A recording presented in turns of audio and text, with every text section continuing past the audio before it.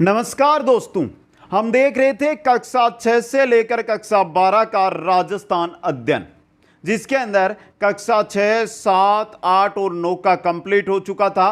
कक्षा 10 चल रही थी, जिसके अंदर अध्याय नंबर 1 का पार्ट 1 है, वो हमने देख लिया था।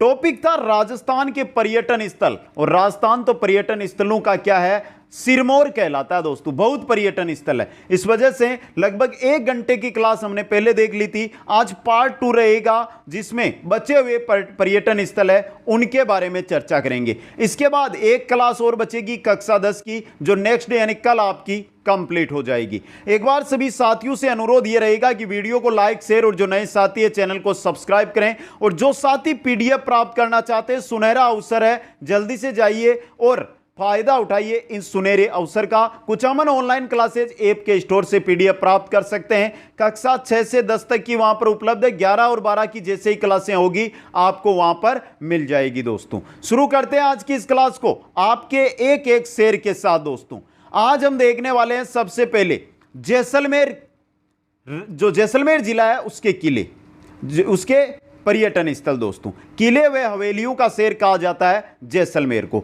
जैसलमेर में आता है जैसलमेर का किला। दोस्तों यह किला एक वर्ल्ड हेरिटेज साइट है, world heritage site, world heritage hotel है। दोस्तों थार मरुस्थल में त्रिकुट पहाड़ी पर खड़ा यह किला बहुत सी ऐतिहासिक लड़ाइयां देख चुका है। बहुत ऐतिहासिक लड़ाइयां झगड़े यहां पर हुए। दोस्तों सूरज की रोशनी जब इस किले पर पड़ती है तो यह पीले बलुआ पत्थर सा बना होने के कारण सोने जैसा चमकता है, इसीलिए इसे सोनार किला या गोल्डन फोर्ट के नाम से जाना जाता है। सोनार किला या गोल्डन फोर्ट इसको कहा जाता है। यह है जैसलमेर का किला। दूसरा जैसलमेर में है डेजर्ट नेशनल पार्क। दोस्तों थार रेगिस्तान के विभिन्न वन्य जीवों का सबसे महत्वपूर्ण आवास है यह पार्क। थार रेगिस्तान के जो वन्य जीव है उनका महत्वपूर्ण आवास है। जानवरों की विभिन्न प्रजातियां जैसे काले हिरण, चिंकारा, रेगिस्तान में पाई जाने वाली लोमड़ी, ये सब पार्क में क्या करते हैं, विचरण करते हैं। लुप्तप्राय ग्रेट इंडियन बस्टर्ड, जो दुनिया का सबसे बड़ी उड़ान भरने वाला पक्षियों में से एक है, उसे भी यहां देखा जा सकता है। यह नेशनल पार्क जैसलमेर से 40 किलोमीटर दूर स्थित है। दोस्तों तीसरा नंबर का जो पर्यटन स्थल है जैसलमेर में, वो है पटवों की हवेली। दोस्तों इस हवेली के अंदर 5 हवेलियां हैं, जो कि गुमान चंद पटवा ने अपने 5 बेटों के लिए 1805 ईस्वी में बनवाई थी। दोस्तों गुमान चंद पटवा के 5 बेटे थे और 5 बेटों के लिए बनवाई गई थी पटवों की हवेलियां, जिनके इस हवेली है, इसके अंदर 5 हवेलियां आपको देखने को मिलेगी। इसे बनाने में 50 साल लग गए थे। जैसलमेर में सबसे बड़ी और सबसे खूबसूरत नक्काशीदार हवेली, ये 5 मंजिला संरचना एक सकरी गली में गर्व से खड़ी है। यद्यपि हवेली अब अपनी उस भव्य महिमा को खो चुकी है, तथापि कुछ चित्रकारी व कांच का काम अभी भी अंदर की दीवारों पर देखा जा सकता है।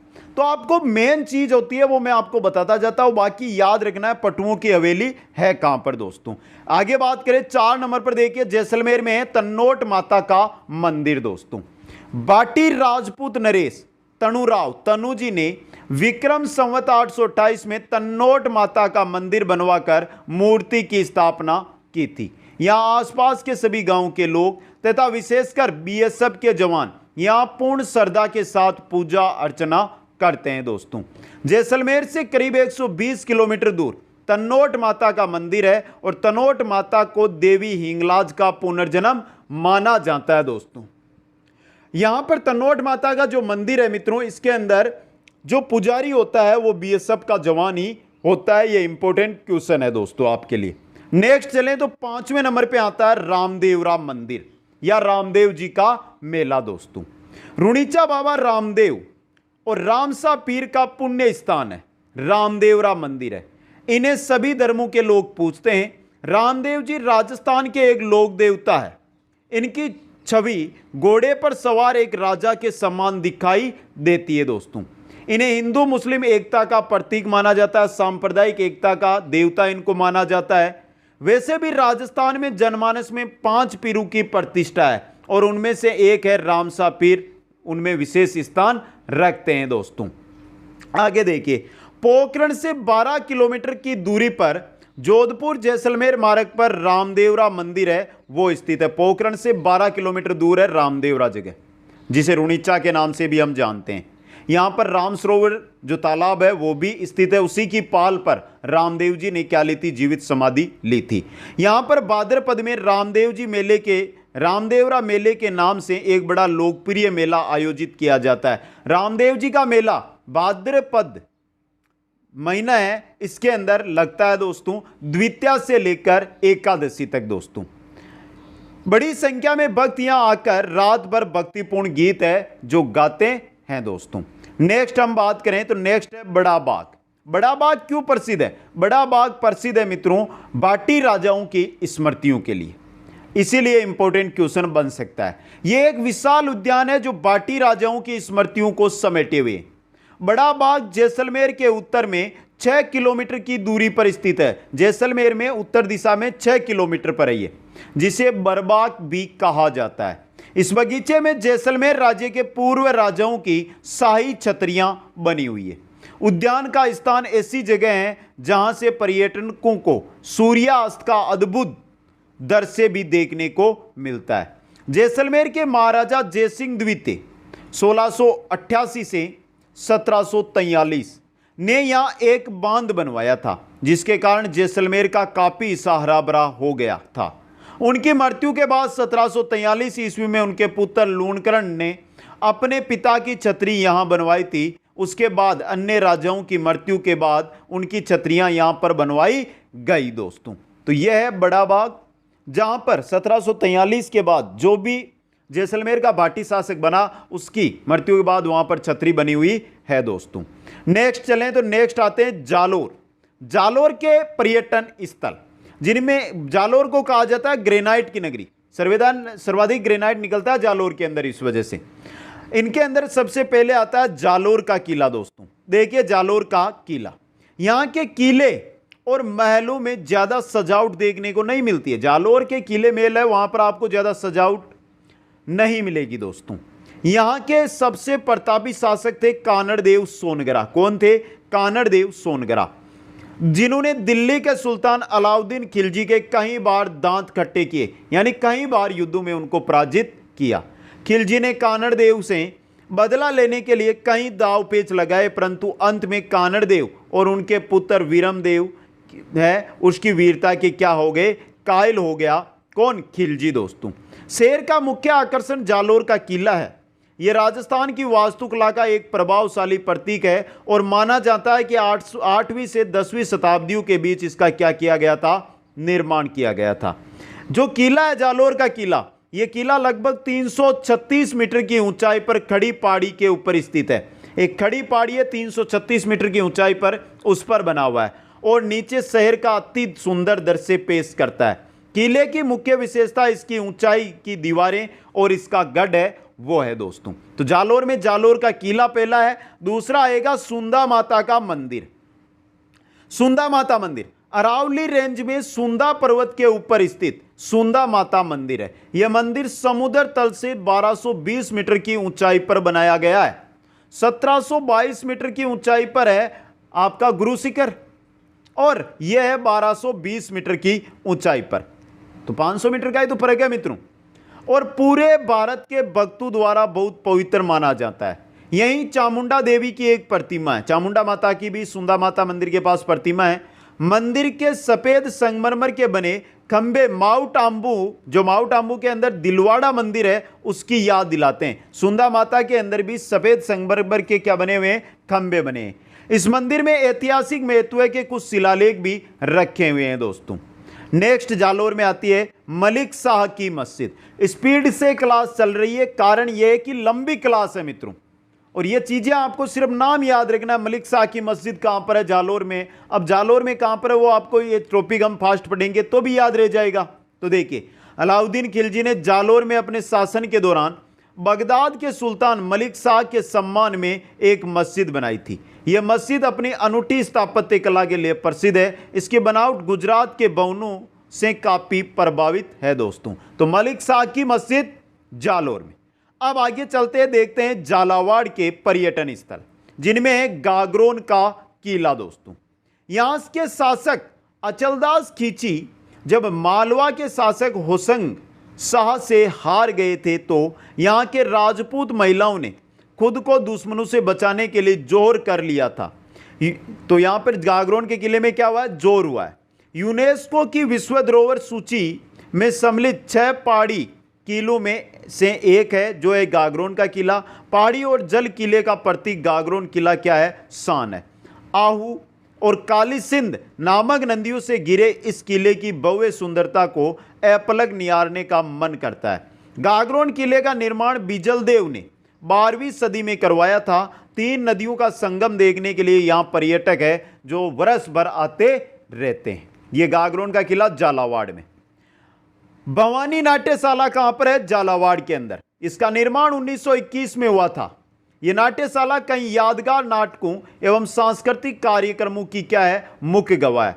माना जाता है कि संपूर्ण विश्व में ऐसी सिर्फ 8 नाट्यशालाएं, जो भवानी नाट्यशाला है, इसकी पूरे विश्व में आपको ऐसी 8 नाट्यशालाएं ही देखने को मिलेगी। शेक्सपियर के लिखे नाटक यहां खेले जाते थे।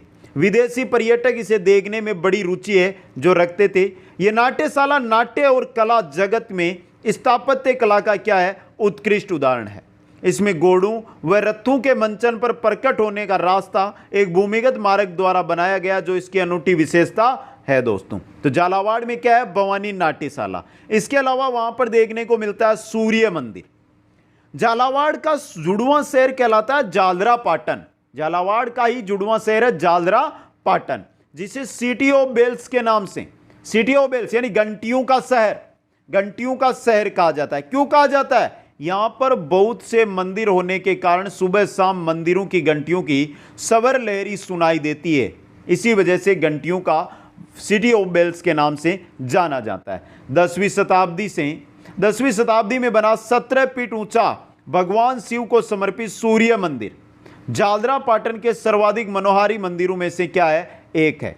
इस मंदिर का शिखर पद्मनाभ या सूर्य मंदिर के रूप में लोकप्रिय उड़ीसा के कोणार्क सूर्य मंदिर के समान उत्कीर्ण किया गया है दोस्तों।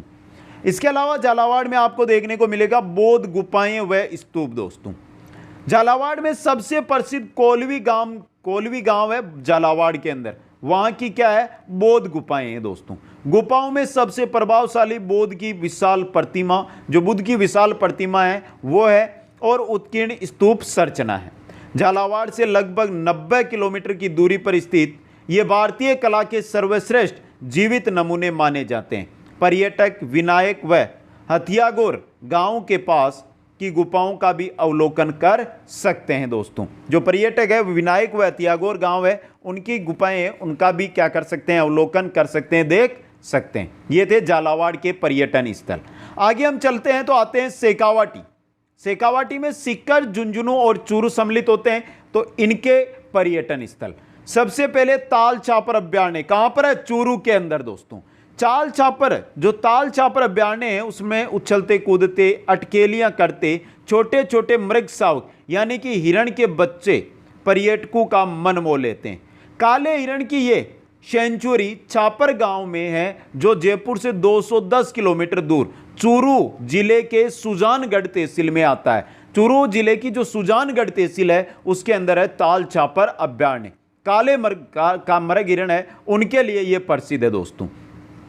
काले हिरण का यह अभ्यारण्य खुले मैदान, बड़े पेड़ों व लताओं से क्या है, आच्छादित है। यहां हिरणों के साथ रेगिस्तानी लोमड़ी, जंगली बिल्ली को भी देखा जा सकता है दोस्तों। तो चूरू का पहला है ताल छापर अभ्यारण्य। शेखावाटी क्षेत्र का दूसरा आता है मंडावा दोस्तों। देखिए मंडावा प्राचीन समय में मध्य पूर्व व चीन के मध्य का प्राचीन व्यापारिक मार्ग का एक मुख्य केंद्र था मंडावा। प्राचीन समय में मध्य पूर्व और चीन के मध्य प्राचीन जो व्यापारिक मार्ग था उसमें एक मुख्य केंद्र आता था मंडावा।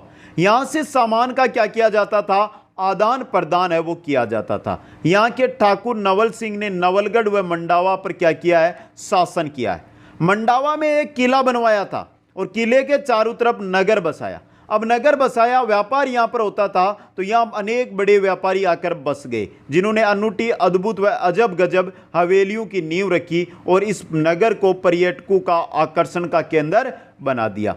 इस किले की बीती चित्र, कांच का काम, आकर्षण मेहराबदार द्वार, भगवान कृष्ण के चित्रों पर से शोभायमान है दोस्तों। तो यह था मंडावा दोस्तों। मंडावा से आगे चलते हैं तो आता है खेतड़ी, जो झुंझुनू में है दोस्तों। झुंझुनू का खेतड़ी महल कला व वास्तु संरचना के सर्वोत्कृष्ट उदाहरणों में से एक है दोस्तों। झुंझुनू का खेतड़ी महल दोस्तों, इसे झुंझुनू के हवा महल के रूप में जाना जाता है। सबसे बड़ी बात, इसे हवा महल कहते हैं, लेकिन इसमें खिड़की भी नहीं है मित्रों। देखिए आगे, 1770 ईस्वी में इस महल का निर्माण हुआ था। आश्चर्यजनक तथ्य है कि खेतड़ी महल में कोई झरोखे या द्वार नहीं है, कोई भी झरोखे या द्वार यानी खिड़की नहीं मिलेगी आपको, फिर भी इसे हवा महल के नाम से जाना जाता है। खेतड़ी महल का अनोखापन हवा के अबाध प्रवाह हेतु व्यवस्थित रूप से बनाए गए भवनों के निर्माण के कारण है। ठंडा रहता है, वातानुकूलित है ये, क्योंकि इसका जो डिजाइन है, इसको बनाया गया है, वो हवा के अबाध प्रवाह के हेतु सेट किया गया है। महल के लगभग सभी कक्षों में सुव्यवस्थित स्तंभ और मेहराब एक दूसरे से जुड़े हुए हैं, जो कि किले को शानदार समृद्ध रूप प्रदान करते हैं दोस्तों। खेतड़ी के महल से आगे देखें तो सरदानाथ जी का आश्रम है लक्ष्मणगढ़ के अंदर। अमरनाथ जी महाराज की शिष्य परंपरा में के संत श्री सरदानाथ जी का द्वारा स्थापित किया गया आश्रम लक्ष्मणगढ़ सीकर के रेलवे स्टेशन के पास स्थित है। इस आश्रम में सरदानाथ जी के साधनामय जीवन की झांकी श्रद्धालु को देखने को मिलती है। यही आश्रम है जो नाथ संप्रदाय का एक प्रमुख केंद्र है। क्वेश्चन आया हुआ है कि सरदानाथ जी का जो आश्रम है लक्ष्मणगढ़ सीकर के अंदर, वो किस संप्रदाय की पीठ है या केंद्र है? ये क्वेश्चन पहले आ चुका है मित्रों। आगे देखते हैं शेखावाटी क्षेत्र में तो आता है हजरत कमरुद्दीन शाह की दरगाह। नेहरा पहाड़ी की तलहटी में खेतड़ी महल के पश्चिम में स्थित कमरुद्दीन शाह की दरगाह एक खुला व्यवस्थित परिसर है, जिसमें मस्जिद व मदरसा है। यहाँ प्राचीन भित्ति चित्र अभी भी देखे जा सकते हैं। इनके मध्य में सूफी संत कमरुद्दीन शाह की अलंकृत दरगाह भी स्थित है। इसके अलावा बात कर लें नवलगढ़ की, तो झुंझुनू और सीकर के बीच स्थित नवलगढ़ अपनी सुंदर हवेलियों के लिए प्रसिद्ध है। जब हमने हवेलियां पढ़ी थी तो शेखावाटी का नाम बहुत अच्छी तरह आया था हमारे। शेखावाटी में बहुत हवेलियां हैं दोस्तों। यहाँ कई फिल्मों की शूटिंग भी हो गई है नवलगढ़ के अंदर, जिसमें कुछ भारतीय तथा कुछ विदेशी फिल्में भी है। यहाँ का आकर्षक किला ठाकुर नवल सिंह ने बनवाया, जिन्होंने नवलगढ़ और मंडावा में बनाए थे ना किले वो, तथा इसके पास स्थित रूप निवास उद्यान व फंवारों से इसको क्या किया, सुशोभित किया और है वर्तमान में। नेक्स्ट आता है लक्ष्मणगढ़ का किला, यह भी शेखावाटी में। लक्ष्मणगढ़ नगर में एक ये किला गौरवशाली स्थापत्य का नमूना है। पूरे विश्व में यह स्थापत्य कला का क्या है, अनूठा उदाहरण है, जो कि यहाँ बिखरी चट्टानों के टुकड़ों को सजोकर बनाया गया। चट्टानें हैं, उनके टुकड़ों से इस किले का निर्माण किया गया है। इसके शिखर पर चढ़कर नीचे बसे लक्ष्मणगढ़ का विहंगम दृश्य दिखाई देता है दोस्तों। इसके अलावा बात करें फतेहपुर की, तो फतेहपुर शहर कायम खानी नवाब फतेह मोहम्मद ने 1508 ईस्वी में स्थापित किया था। जो फतेहपुर है इसको बताया था कायम खानी नवाब फतेह मोहम्मद ने। उन्होंने 1516 ईस्वी में फतेहपुर के किले का क्या करवाया, निर्माण करवाया। यह शहर एक समय सीकर की राजधानी के रूप में जाना गया था। सीकर की राजधानी के रूप में इसको जाना जाता था। आज फतेहपुर शेखावाटी की लोकप्रिय सांस्कृतिक राजधानी के रूप में जाना जाता है। लोकप्रिय सांस्कृतिक राजधानी सीकर की है, वो आपकी क्या है, फतेहपुर है। यहाँ अनेक दर्शनीय जगह हैं, जिनमें द्वारकाधीश मंदिर है, सिंघानिया हवेली है, बहुत इंपॉर्टेंट है ये सिंघानिया हवेली।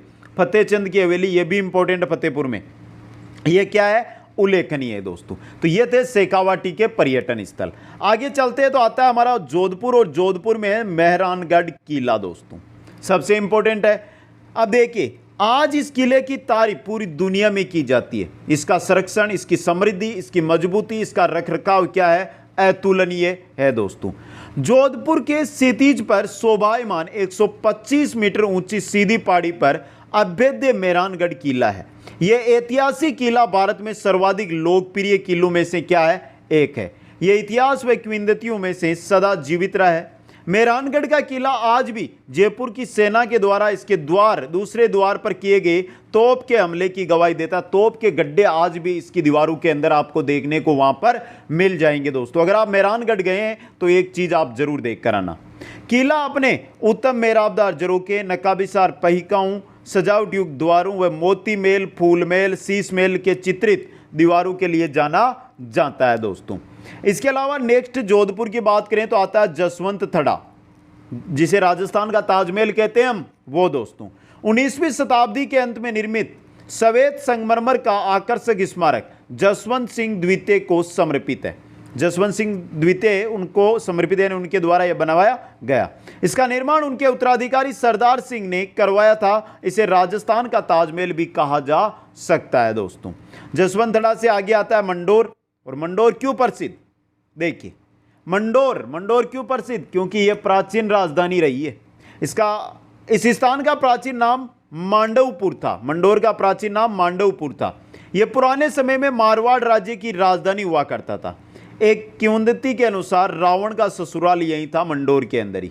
यहां सदियों से होली के दूसरे दिन रावण का मेला लगता है और दशहरे के दिन यहां पर शोक के रूप में मनाया जाता है। मारवाड़ की प्राचीन राजधानी मंडोर जोधपुर के उत्तर में स्थित है, उत्तर दिशा में। इस क्षेत्र का अपना ऐतिहासिक महत्व है। यहां जोधपुर के पूर्व शासकों के स्मारक व छतरियां मंडोर में है। राजस्थान स्थापत्य कला से बनी परंपरागत छतरियों की अपेक्षा यह हिंदू मंदिरों की संरचना पर आधारित है दोस्तों। मंडोर के अलावा यहां पर आपको देखने को मिलेगी कायलाना झील। देखिए जैसलमेर रोड, जोधपुर से जैसलमेर रोड है, उस पर मिलेगी कायलाना, कृत्रिम झील कायलाना, एक सुंदर पिकनिक स्थल है दोस्तों।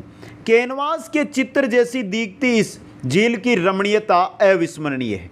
आरटीडीसी के माध्यम से झील में वीआर हेतु नौकायान सुविधाएं भी क्या है, उपलब्ध है दोस्तों। आगे हम चलें तो आती है माचिया सफारी। जैसलमेर मार्ग यानी कायलाना झील है, उससे जस्ट आगे कायलाना झील से लगभग 1 किलोमीटर दूर माचिया सफारी उद्यान स्थित है। यह एक पक्षी अभयारण्य है। यहाँ हिरण, रेगिस्तान की लोमड़ियाँ, विशाल छिपकली, नीलगाय, खरगोश, जंगली बिल्लियाँ, लंगूर, बंदरू जैसे कई पशु पाए जाते हैं। जो उद्यान है वो सूर्यास्त के दृश्य के लिए क्या है, सुविख्यात माना जाता है, माचिया सफारी का उद्यान। नेक्स्ट आती है बालसमंद झील, जो बहुत एग्जामों में पूछी भी गई है। बालसमंद झील कहां पर है? अब क्या है कि नाम राजसमंद और बालसमंद मिलता जुलता है, तो साथी क्या कर देते हैं, राजसमंद, जबकि है कहां, जोधपुर से लगभग 5 किलोमीटर दूरी पर जोधपुर मंडोर रोड पर बालसमंद झील है जो स्थित है।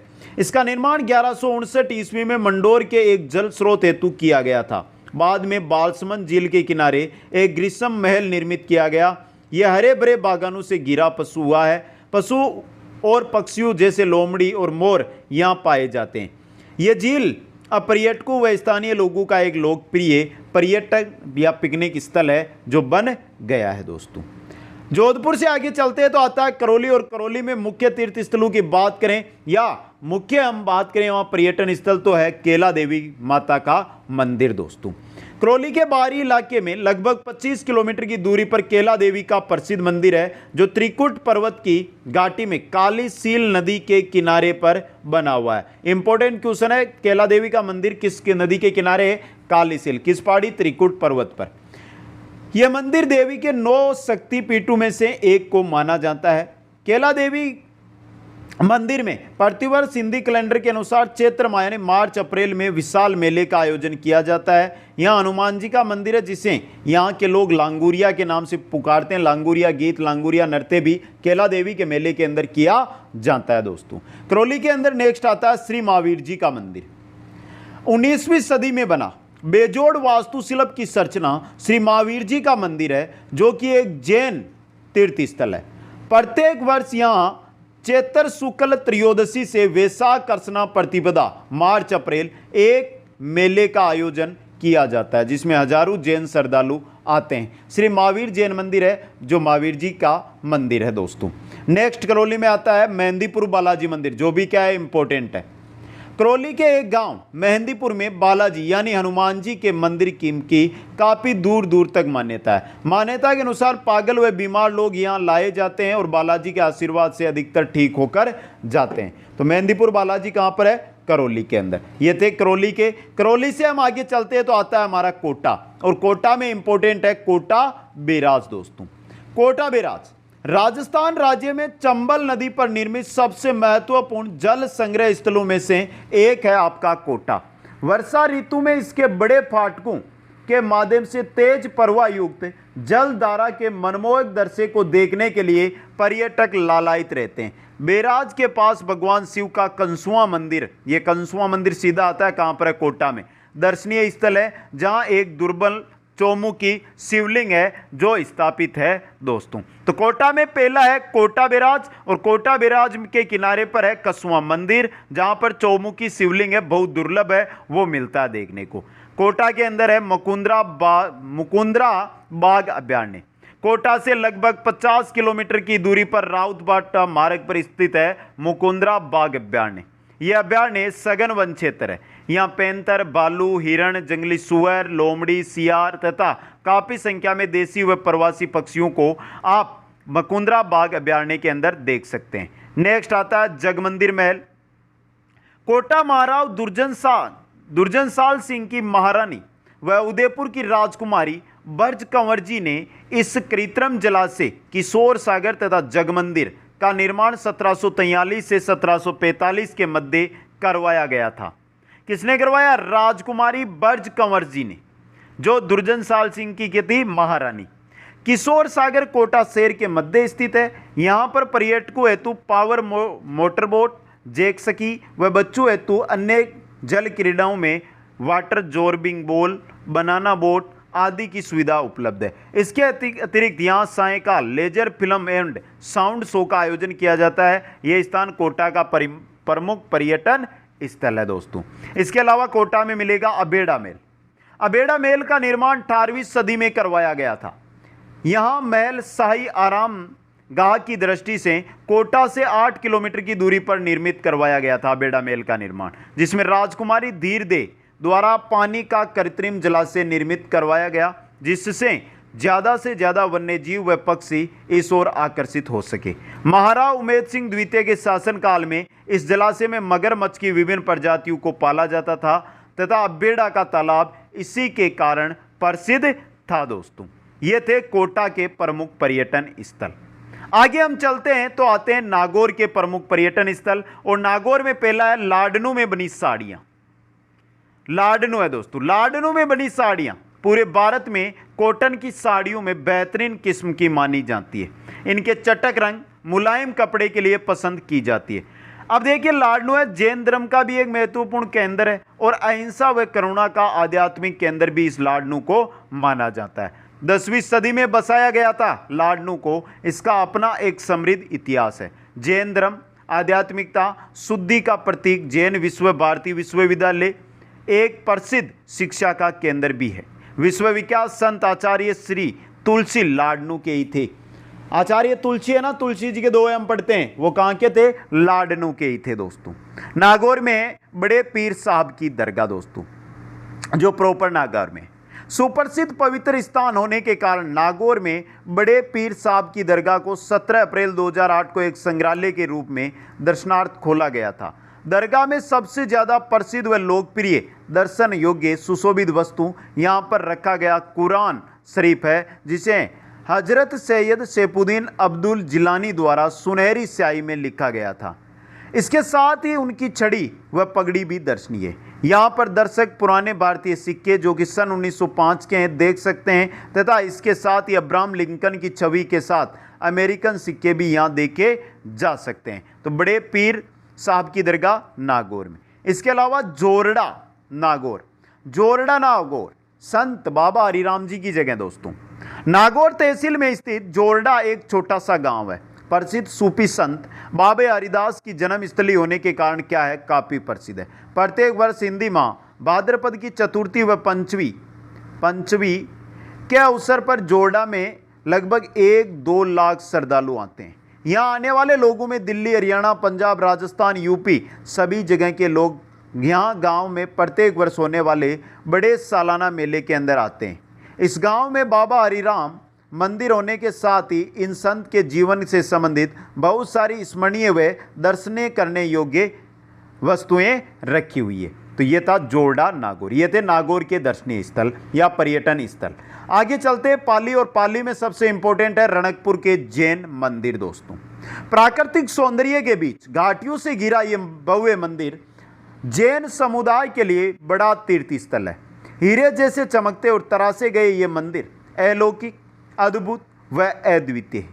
एक जैन व्यापारी के पास दिव्य दृष्टि होने की मान्यता के बाद 15वीं शताब्दी में निर्मित रणकपुर जैन मंदिर आदिनाथ को क्या है, समर्पित है।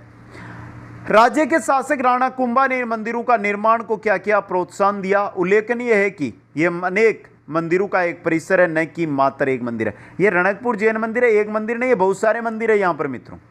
आगे देखिए, पाली के अंदर है जवाई बांध दोस्तों। लूणी नदी की सहायक नदी है जवाई पर निर्मित जवाई बांध का निर्माण जोधपुर के महाराजा उमेद सिंह ने करवाया था। यह पश्चिमी राजस्थान का सबसे बड़ा बांध माना जाता है, पश्चिमी राजस्थान का सबसे बड़ा बांध इसको माना जाता है। जोधपुर शहर और आस पड़ोस के गांवों के लिए पड़ोसी पानी का एक प्राथमिक स्रोत होने के अलावा सर्दियों में जवाई बांध प्रवासी पक्षियों, तेंदुए और मगरमच्छ के लिए क्या हो जाता है, स्वर्ग बन जाता है दोस्तों। ये थे पाली। आगे हम चलते हैं तो हमारे आगे आता है बीकानेर, और बीकानेर में सबसे प्रसिद्ध है देशनोक के अंदर करणी माता का मंदिर दोस्तों। दुनिया भर में चूहों के लिए अपनी पहचान बनाने वाला यह मंदिर बीकानेर से 30 किलोमीटर दूरी पर देशनोक गांव के अंदर स्थित है। यह पर्यटकों में टेम्पल ऑफ रेड्स के नाम से मशहूर है।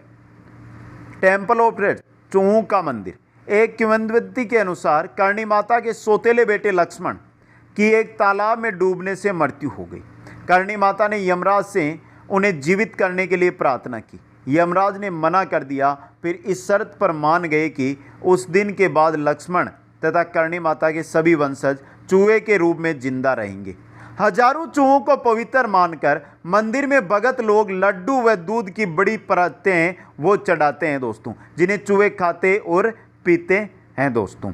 इसके अलावा गर्भगृह के अंदर करणी माता की मूर्ति स्थापित है। करणी माता मंदिर का द्वार सफेद संगमरमर से बनी एक सुंदर संरचना है। दूर दूर से पर्यटक इस मंदिर को देखने आते हैं। नए दूल्हा दुल्हन यहाँ माता का आशीर्वाद लेने भी आते हैं दोस्तों।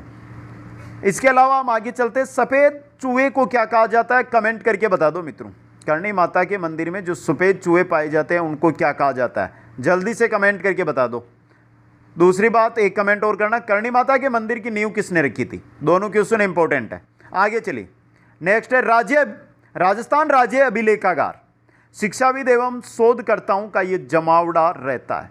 राजस्थान राज्य अभिलेखागार बीकानेर में, वहां पर यहाँ संरक्षित प्राचीन प्रशासनिक रिकॉर्ड जो कि मुगल काल के समय के भी हैं, जिनमें अरबी, फारसी, फरमान, निशानी और हस्तलिखित ग्रंथ भी शामिल है। इस अभिलेखागार में संरक्षित व सुरक्षित रखे हैं। राजस्थान की लगभग सभी रियासतों के शासनकाल के दौरान किए गए कार्यों व जारी किए गए आदेशों के रिकॉर्ड यहाँ मिल सकते हैं। बीकानेर का यह अभिलेखागार अत्यंत असाधारण व महत्वपूर्ण माना जाता है दोस्तों। इसके अलावा बीकानेर में जूनागढ़ किला, इस किले का कोई शत्रु नहीं जीत पाया। जूनागढ़ किले कोई शत्रु इसको जीत नहीं पाया गया था। देखिए, सन 1589 ईस्वी में सम्राट अकबर के सबसे ज़्यादा प्रतिष्ठित सूबेदार राजा राय सिंह द्वारा बनाया गया ये किला पर्यटकों के लिए आकर्षण का केंद्र रहा। इसमें बने लाल बलुआ पत्थर तथा संगमरमर के शानदार महल प्रांगण, बालकनियों, छतरीनुमा मंडप व खिड़कियां अपनी अद्भुत कला को क्या है, दर्शाते हैं दोस्तों। जूनागढ़ के अलावा लालगढ़ पैलेस और म्यूजियम है यहाँ पर बीकानेर के अंदर। महाराजा गंगा सिंह ने 1902 ईस्वी में इस भव्य राजमहल का निर्माण गंगा सिंह ने करवाया था, लालगढ़ पैलेस का, अपने स्वर्गीय पिता महाराजा लाल सिंह की स्मृति के अंदर दोस्तों। इसके वास्तुशिल्प की रूपरेखा की अवधारणा एक अंग्रेज वास्तुशिल्प सर स्वीटन जेकब द्वारा की गई थी। यह महल पूरी तरह से लाल बलुआ पत्थर से निर्मित किया गया तथा राजपूताना, इस्लामी व यूरोपीय वास्तुकला के मिश्रण से इसे मूर्त रूप प्रदान किया गया। वर्तमान में इस पैलेस को हेरिटेज होटल में परिवर्तित कर दिया गया है। कुछ हिस्सा बीकानेर के राज परिवार के निवास के रूप में इसी पैलेस के एक हिस्से में श्री शार्दुल म्यूजियम भी स्थित है। किसके? लालगढ़ पैलेस के। इसके अलावा बीकानेर में है कोलायत झील। कोलाई झील हिंदुओं का महत्वपूर्ण तीर्थ स्थान, जहां हर साल दूर दूर से श्रद्धालु मंदिर में दर्शन को आते हैं। कोलायत एक पवित्र झील भी है जो बीकानेर से करीब 50 किलोमीटर की दूरी पर है। यहाँ का इतिहास सांख्य योग के प्रणेता कपिल मुनि की कहानी सुनाता है। यानी कपिल मुनि कोलायत की झील प्रसिद्ध है दोस्तों, जो इस जगह के शांतिपूर्ण वातावरण से इतने अभिभूत हो गए थे कि उन्होंने अपनी उत्तर पश्चिम की यात्रा को बीच में रोक दिया और संसार के चक्कर से मुक्ति पाने के लिए यहीं तपस्या करने लगे। यहाँ स्थित मंदिर, घाट व पवित्र झील भक्तों को आमंत्रित करते हैं। कोलायत है बीकानेर के अंदर, बीकानेर में है झील, कोलायत झील, कपिल मुनि का आश्रम दोस्तों। आगे चलिए कतरियासर। कतरियासर की बात करें, जयपुर रोड पर है कतरियासर। इस गांव का ग्रामीण व सांस्कृतिक जीवन बड़ा समृद्ध है। कतरियासर में बालू रेत के टीले और उन पर ढलती शाम की सूरज की रोशनी देखकर लगता है कि पूरी धरती सोना बिखरा पड़ा है। यहाँ पर्यटक भारी संख्या में आते हैं तथा रेत के दौरों पर जसनाथ जी का अग्नि नृत्य देखकर मंत्रमुग्ध हो जाते हैं। जसनाथ जी का अग्नि नृत्य, जसनाती संप्रदाय की प्रमुख पीठ कतरियासर में है और यहीं का अग्नि नृत्य क्या है, प्रसिद्ध है दोस्तों। आगे चलिए, राष्ट्रीय उष्ट अनुसंधान केंद्र, राष्ट्रीय ऊंट अनुसंधान केंद्र एशिया का अपनी तरह का एकमात्र केंद्र जहां ऊंटों का रखरखाव, उन पर अनुसंधान, प्रजनन संबंधी कार्य संपन्न होते हैं। शहर से लगभग 8 किलोमीटर दूर ये केंद्र 200 एकड़ से अधिक भूमि पर बना है और इसका संचालन किसके द्वारा किया जाता है, भारत सरकार के द्वारा किया जाता है। यह भी कहां पर है, बीकानेर। अब चलते हैं नेक्स्ट हम जिले की ओर, राजसमंद। अब देखते हैं राजसमंद जिले के पर्यटन स्थल, जिनमें पहला है कुंभलगढ़ का किला, 36 किलोमीटर वाली दीवार वाला। देखिए, मेवाड़ के सशक्त, सबल व प्रसिद्ध योद्धा राणा प्रताप की जन्मस्थली है। उदयपुर से उत्तर की तरफ लगभग 84 किलोमीटर दूरी पर जंगलों के बीच मेवाड़ क्षेत्र में चित्तौड़गढ़ के बाद दूसरा सर्वाधिक महत्वपूर्ण किला है, वो है कुंभलगढ़ का किला। राणा कुंभा द्वारा 15वीं शताब्दी में बनवाया गया किला अरावली की पहाड़ियों की गोद में बसा है। मेवाड़ को शत्रुओं से बचाने व सुरक्षित रखने के लिए इस किले को मुख्य भूमिका रही। जब बनवीर ने विक्रमादित्य की हत्या कर दी, चित्तौड़ किले पर अधिक कब्जा कर लिया, तो मेवाड़ के महाराणा उदय सिंह को पन्नाधाय उनके बाल्यकाल में इसी किले में पनाह मिली, यानी कि पन्नाधाय यहीं पर लेकर आई और वहाँ पर ही उनको जगह मिली। महाराणा प्रताप की जन्मस्थली होने के कारण लोगों की भावनाएं इस किले से क्या है, जुड़ी हुई है। कुंभलगढ़ का किला अति सुंदर विहंगम दृश्य प्रस्तुत करता है। किले की दीवारें इतनी मजबूत व इतनी चौड़ी है कि 8 घुड़सवार एक साथ उस पर चल सकते हैं और लगभग 36 किलोमीटर के क्षेत्र में फैली हुई। चीन के जो दीवार है उसके बाद सबसे लंबी दीवार यही है दोस्तों विश्व की। 19वीं शताब्दी में महाराणा फतेह सिंह द्वारा इस किले का नवीनीकरण भी किया गया दोस्तों। राजसमंद में इसके अलावा है राजसमंद झील। देखिए राजसमंद झील के बारे में, विश्व युद्ध के दौरान राजसमंद झील को लगभग 6 वर्षों तक इंपीरियल एयरवेज द्वारा समुद्री विमान आधार के रूप में उपयोग लिया जाता था। राजसमंद झील को राजस्थान में सबसे पुराने रात कार्यों में से एक माना जाता है। राजसमंद झील का जो निर्माण हुआ ना, वो रात कार्यों के तहत किया गया जब अकाल पड़ा उस समय दोस्तों, तथा इस कार्य के लिए उस समय लगभग 40 लाख रुपए खर्च किए गए थे। इस झील की परिधि 22.5 स्क्वायर किलोमीटर है, गहराई 30 फीट है और जल ग्रहण क्षेत्र यानी तालाब लगभग 524 स्क्वायर किलोमीटर के दायरे में। इतनी लंबी चौड़ी परिधि में फैली होने के बावजूद भी यह माना जाता है कि यह झील भीषण व व्यापक रूप में फैले सूखे के समय सूख जाया करती है। जैसे सन 2000 में सूखा पड़ने के कारण यह विशाल घाटी की सूखी सतह व दरारों बड़े कच्चड़ के समान बन गई थी। यानी जब भी सूखा पड़ता है तो ये झील है, जो राजसमंद झील है, वो क्या कर जाती है, सूख जाती है दोस्तों। इसके अलावा राजसमंद में है हल्दी घाटी दोस्तों।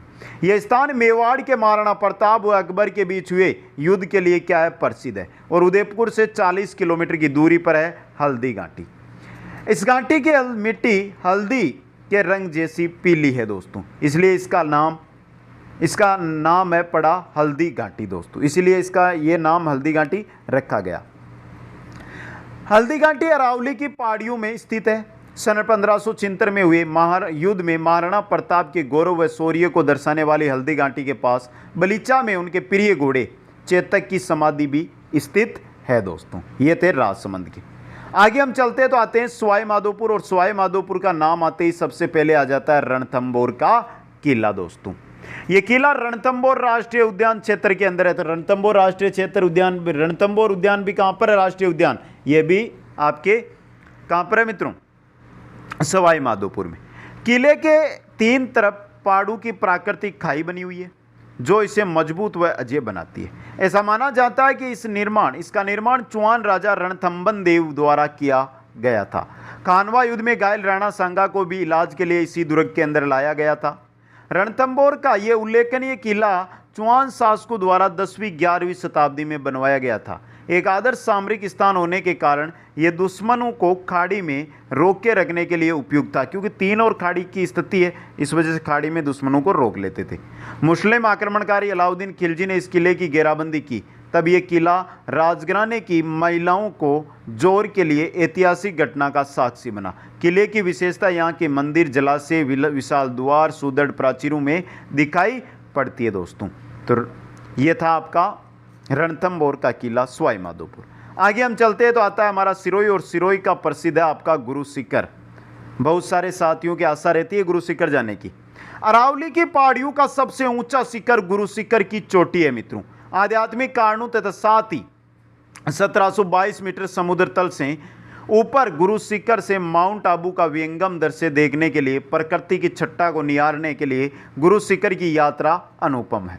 गुरु शिखर पर चढ़ने से पहले भगवान दत्तात्रेय का मंदिर दिखाई देता है, जिसके लिए माना जाता है भगवान ब्रह्मा विष्णु महेश ने ऋषि आत्रेय और उनकी पत्नी अनसुईया को दत्तात्रेय के रूप में एक पुत्र प्रदान किया था।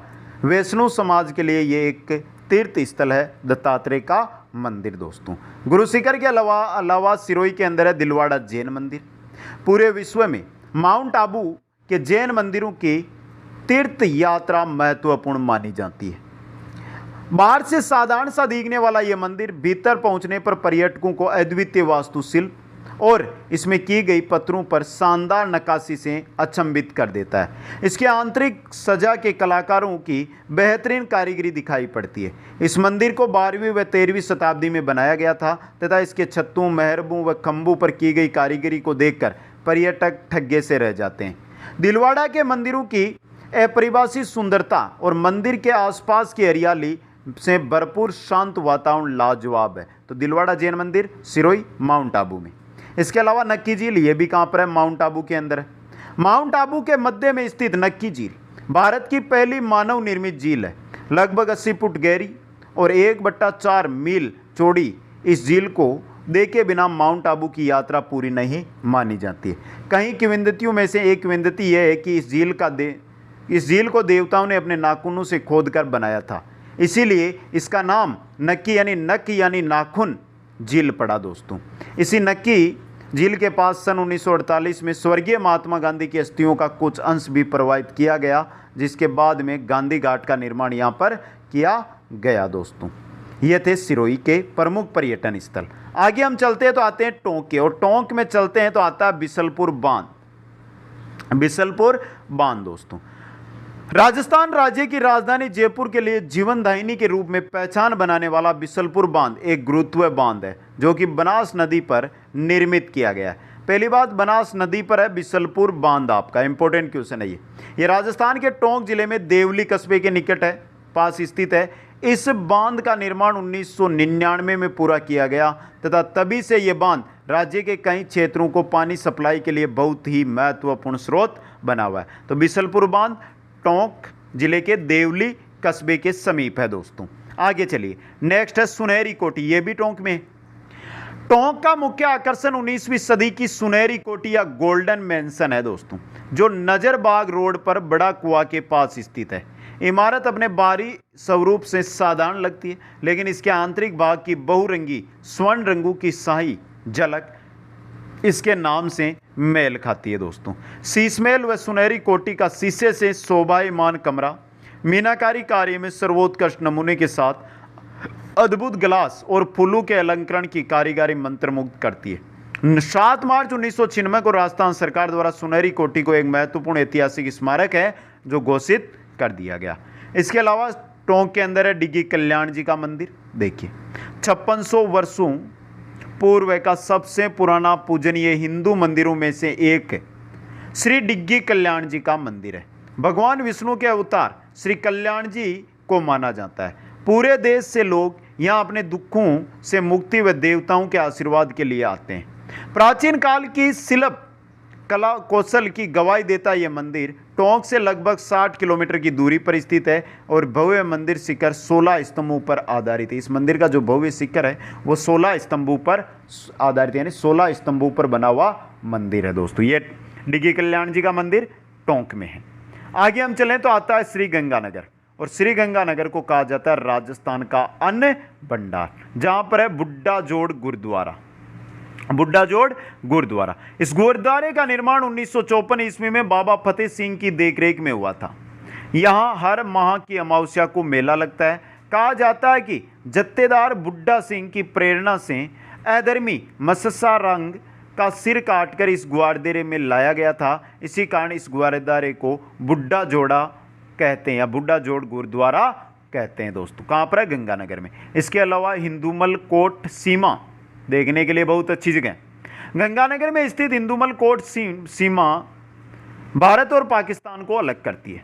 बीकानेर के दीवान हिंदूमल के सम्मान में नामित और सीमा के पास स्थित ये पर्यटक आकर्षणों में से एक है। सीमा श्री गंगानगर से 25 किलोमीटर दूर स्थित है और यहाँ प्रतिदिन 10 से 5:30 बजे तक पर्यटकों के लिए क्या रहती है? खुली रहती है।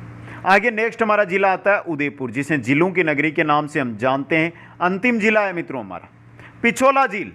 पिछोला झील को सौंदर्य ढलती शाम के समय सूर्य की लालिमा में सोने की तरह दमकता है। पिछोला गांव के कारण इस झील का नाम पिछोला नाम दिया गया। जगनिवास व जगमंदिर द्वीप इस झील में स्थित है। झील के पूर्वी किनारे पर सिटी पैलेस है। सूर्यास्त होने पर झील की नाव की सवारी झील व सिटी पैलेस का मनमोहक दृश्य पर्यटकों को क्या करते हैं? आकर्षित करता है दोस्तों। पिछोला झील के अलावा यहाँ पर है फतेह सागर झील। पिछोला के उत्तर में पहाड़ों व वन संपदा के किनारे स्थित यह रमणीय झील एक नहर द्वारा पिछोला झील से जुड़ी एक कृत्रिम झील है। यानी फतेह सागर झील और पिछोला झील एक नहर के द्वारा आपस में जुड़ी हुई है दोस्तों। झील के मध्य सुंदर नेहरू गार्डन के साथ साथ एक द्वीप है। उदयपुर में सौर वेधशाला भी एक, यानी कि जो फतेह सागर झील है उसमें द्वीप है, द्वीप पर क्या है? एक सौर वेधशाला भी है। इसे पहले कनौट बांध कहा जाता था क्योंकि इसका उद्घाटन ड्यूक ऑफ कनौट के द्वारा किया गया था। इसके अलावा उदयपुर में सहेलियों की बाड़ी है। सहेलियों की बाड़ी उदयपुर का एक लोकप्रिय पर्यटन स्थल है जो महाराणा संग्राम सिंह द्वितीय द्वारा महिलाओं के लिए एक बगीचे के रूप में निर्मित करवाया गया था। एक छोटे से संग्रहालय के साथ इसमें संगमरमर के हाथी, फंवारे, मंडप और कमलकुंड जैसे कई आकर्षण आपको देखने को मिलेंगे। इसके अलावा हम चलते हैं तो भारतीय लोक कला मंडल है। यहाँ पर भारतीय लोक कला मंडल उदयपुर का एक सांस्कृतिक संस्थान है जो राजस्थान, गुजरात, मध्य प्रदेश के संस्कृति, त्योहारों, लोक कला और लोकगीतों के लिए समर्पित है। लोक संस्कृति के प्रचार के अलावा ये संग्रहालय भी है, संग्रहालय का कार्य भी करता है जो राजस्थानी संस्कृति के विभिन्न स्वरूपों के लोक कलाकृतियों का प्रदर्शन करता है दोस्तों। इसके अलावा नागदा है मित्रों। 6वीं शताब्दी के अंश को समाहित किए हुए नागदा उदयपुर से 22 किलोमीटर की दूरी पर है। अरावली की पहाड़ियों की गोद में बसा नागदा जटिल नक्काशीदारी, सहन बाहू मंदिर, सास बहू मंदिर के लिए प्रसिद्ध है जो कि आम लोगों के लिए सास बहू के नाम से पहचाना जाता है। 9वीं 10वीं शताब्दी में निर्मित किए गए इस मंदिर को वास्तुशिल्प अतुलनीय है तथा इसका तोरण द्वार अद्भुत बनाया गया है दोस्तों। और इसी के साथ आज की क्लास आपकी होती है कंप्लीट। राजस्थान के पर्यटन स्थल है जो होते हैं कंप्लीट। कैसी लगी ये दोनों क्लासें? 2 क्लासों में हमारे पर्यटन स्थल है जो कंप्लीट हुए हैं। कमेंट करके बताना आपका काम है मित्रों। देखते हैं आपका पसंद नापसंद कितना है, वो कमेंट करके बता दें। वीडियो को लाइक, शेयर और जो नए साथी है चैनल को सब्सक्राइब करें। आप सभी को बहुत बहुत धन्यवाद। जय हिंद, जय भारत।